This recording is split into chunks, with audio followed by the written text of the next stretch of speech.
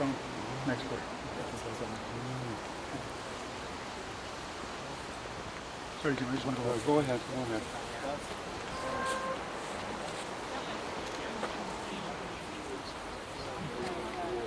So thank you all for coming. We're just having a simple ceremony here to mark the greatest loss of life during the lockout. These people died here, 7 people, 3 of them children, under the age of 6 or under the age of 7. And it shone a spotlight on the appalling housing conditions in the city. And it's my privilege now to ask the Lord Mayor, would he give us a brief address and to lay the first wreath for all the relations. Lord Mayor, please lay the wreath. This is to John Shields and Peter Cowley, who were 2 of the youngest, 5 and 6 years of age, who died at Church Street. So maybe you could lay the wreath like that.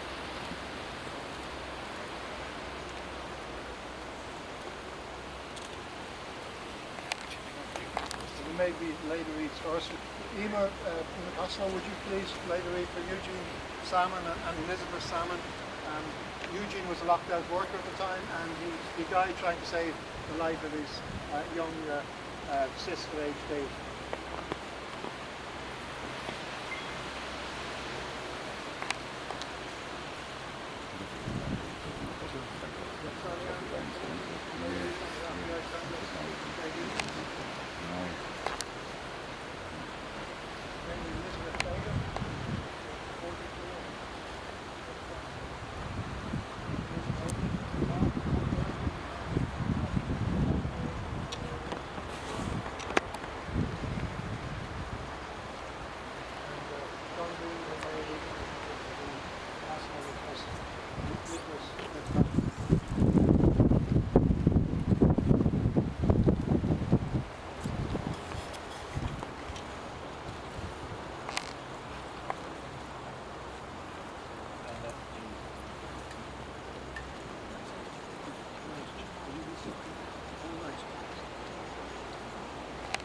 Okay, so I've just been informed by a relation. Maybe you'd say it yourself rather than me relaying it. Yes, Elizabeth come forward, yeah. She had been Elizabeth Connor, and then Elizabeth Gaffney. She was widowed, and then she married Michael Fagan, and she had 1 daughter, Bridget Fagan, who then went on to be Christy Brown's mother, Christy Brown of my left foot. So she was Christy Brown's grandmother and my great-grandmother. Thank you very much. So I now ask the Lord Mayor to say a few words on behalf of the city.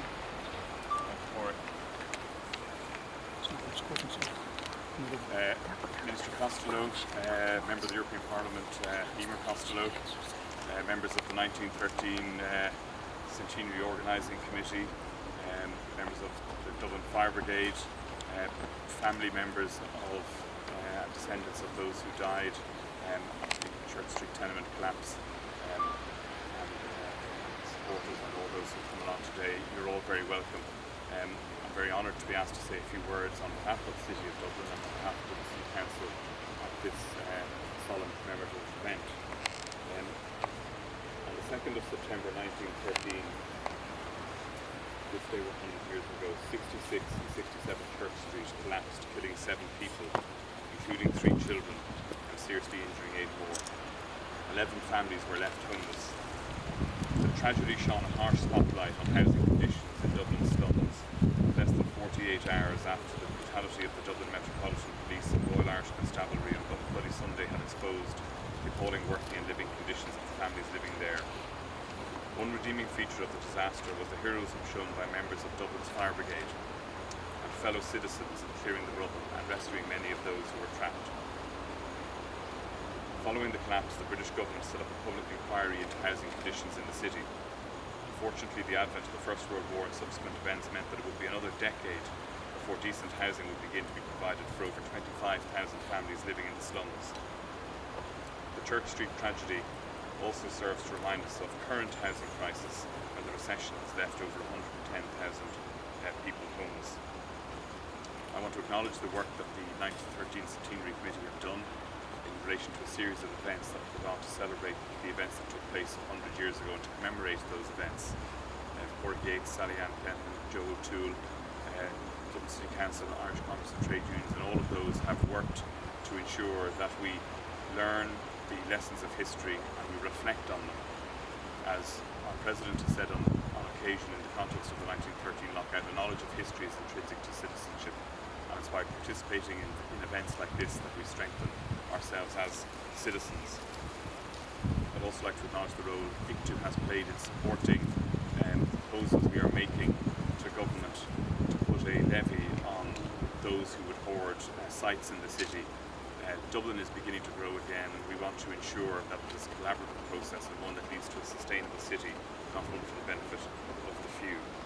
I'd also like to acknowledge the work that has been done again by ICTU and the 1913 Committee on the Henry Street tenement experience. Again, that has served as a very visible and palpable reminder of the conditions people were living in 100 years ago, similar to those on Church Street and these two houses that collapsed. And it's provided a very visible reminder for Dubliners of today of what it was like. So it's a great honour for me to be here today. It's a solemn occasion, and I know it will be one of reflection for those family members of deceased persons. And it is my honour as the Lord Mayor of Dublin to be able to invite you all to join in a minute's silence now for those who died.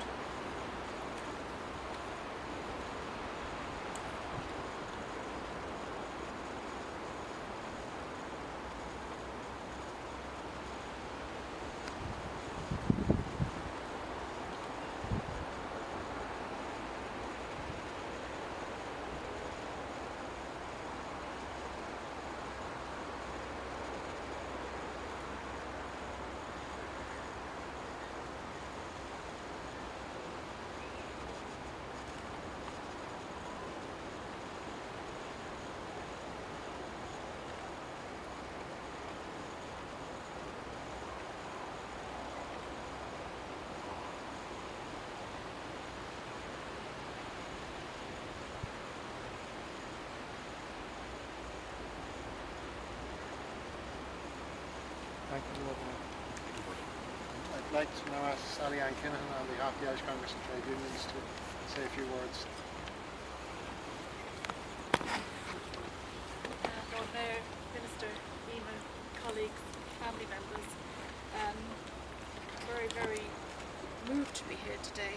I think, as has already been said, it's really important to remember those who died so tragically to this day 100 years ago. Children and adults whose lives were taken away from them.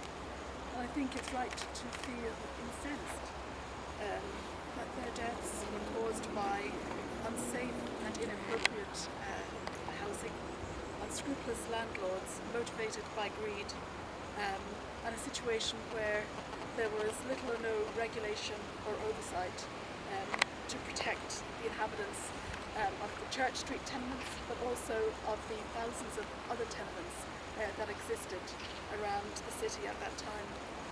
A Dublin that was a city of dire inequality and poverty, where a third of its citizens lived in abject poverty. Some 25,000 people lived in tenement houses or cottages in conditions that were overcrowded, had poor sanitation, facilitating the rapid spread of disease.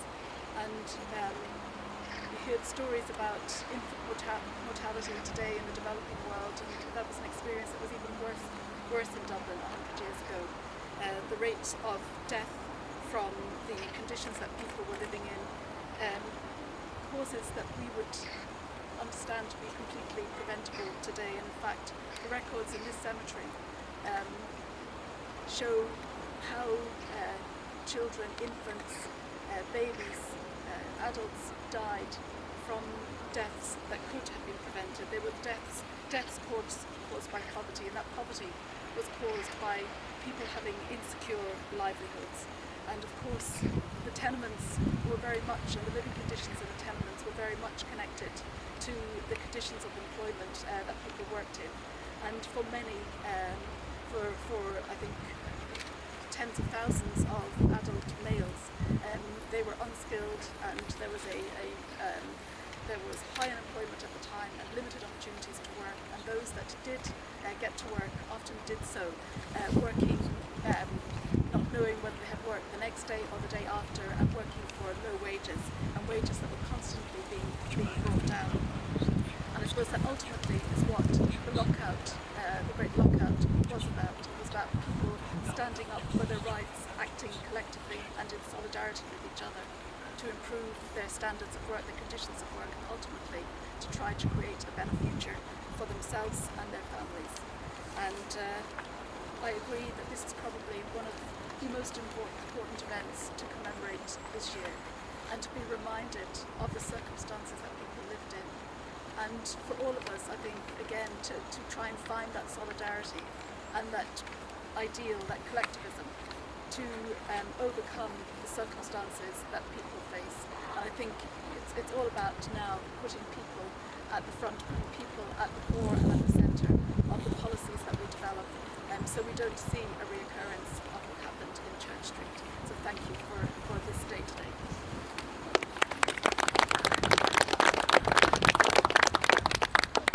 Thank you, Sally Ann. And the last speaker is Dr. Mary McCall of UCD, who's a member of the Smithfield Stony Batter People's History Project.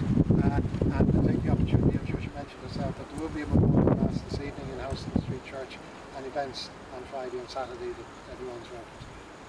Thank you, Lord Mayor, Minister, and everybody who's attending today to mark this very sad occasion and to commemorate the deaths of these people in the awful incident in Church Street. The Stony Batter and Smithfield People's History Project has been set up to bring to light these hidden stories, these invisible lives, to do the social and cultural and political history of particularly Dublin 7, but also to see inner city Dublin as very much part of our inherited history, and not forget those who lived in the tenements. And I think it is extraordinary to think that over 100 people were made homeless with the collapse of two tenement houses in Church Street on this day in 1913. So on this Friday and Saturday, we will be, the Smithfield and Stony Batter People's History Project will be commemorating this event in the history of Dublin, and particularly as it happened during the lockout. And one of the people buried here was a locked out worker, which is ironic, working in Jacob's factory, and locked out from there. So on Friday we will be meeting at the James Larkin statue on O'Connell Street and doing a walking tour from there up to Church Street, going through all the different tenement areas on the north side of the river, and describing the social living conditions, the economics of the lockout, the economics of the tenement dwelling.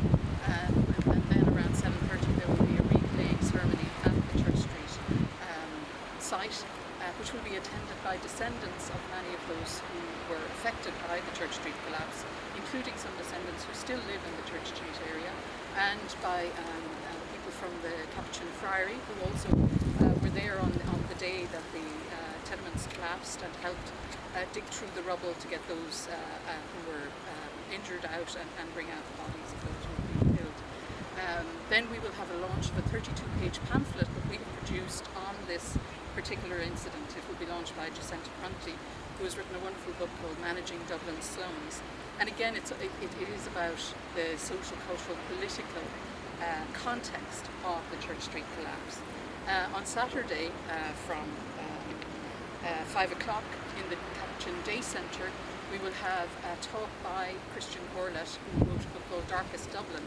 And it's really about the inquiry that then took place because of the Church Street disaster. And I think we always must remember that the Church Street disaster made national and international headlines because it was such an extraordinary incident that these two houses just collapsed on their inhabitants. And it was because of the neglect, social neglect, landlord neglect, political neglect that happened at this time for those who were not powerful, for the most vulnerable in society. And it's a reflective time for us all in this time in politics in our own society, so it's good to look back on these incidences as well.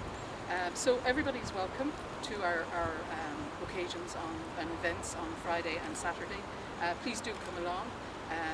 We hope that you will get hold of the pamphlet and come along and join us then. Thank you very much.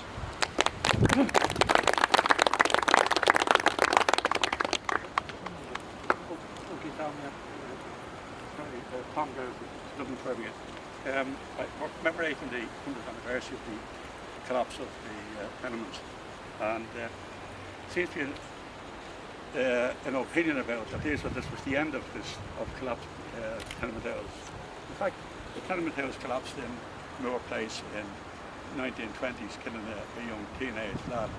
And in 1941, 2 tenement houses collapsed in Golden Lane, killing a number of people, and would have killed a lot more, only occurred during the Sunday when most of the people were at Mass. And then in 1963, in my time in the fire brigade, the house collapsed in Bolton Street. Luckily nobody was killed, some people were injured. And 2 houses collapsed in Fenian Street, killing 2 girls 50 years ago today. So the problem of houses, tenement houses collapsing in the city didn't cease in 1913. There were regular occurrences in the city up to 1913. And part of the problem with the housing and the owners of tenement property in the city, that when the inquiry was carried out, 11 of the members of Dublin City Council at the time were slum landlords who owned tenement houses in the city. And that shouldn't be forgotten, that part of the reason why the whole question of tenement houses wasn't tackled. I was born in a tenement house in Corn Market. Luckily, we lived in a house which was called a closed door tenement. But next door to us, number 4 and 5, and 6 and 7 Corn Market, they were what are called double tenements. They had 2 sets of staircases going up, and there were 18 families lived in 4 and 5, and there were 17 families lived in 6 and 7. And they all had to come down into the backyards for water and toilets. There were 3 toilets in the backyards of each of those tenements, and they were there right up till the late 1950s. Those tenements, when they were cleared, and the Bridge Street Corn Market tenements were cleared. So tenements exist in the city. All along Summer Hill there were tenements in my time as a boy, and in my early days in the fire service. I just want to make that point because it's appropriate. It's the 50th anniversary of the houses falling in Fenian Street. Also, it was early in the year, in the month of June. Thank you, Tom. To thank Dublin Fire Brigade for their support. We tend to forget about it now, but when disasters like this happen, it's the fire brigade who are usually the first on the scene, and that was certainly the case in Church Street. Local neighbours helped, but they needed the expertise and the discipline and the heroism of the firefighters every day to save many more people from dying in that rubble. So it's a great privilege to have Tom Doherty say those few words and to thank the fire brigade for their support today. I'd also like to thank the Glasnevin Trust, who really transformed the cemetery from just being somewhere where you bury the dead into part of the living history of the city, and that's going to be very, very valuable in the centenary that is to come. I'd like to thank everybody else who's attended here today, and I realise some people will have to leave for other business, but there will be light refreshments in the museum. People like to make their way back up there now, and we'll conclude the event by asking Mark Toner, pipe major of the Fire Brigade band, would he play a final air to show our respect to those who did.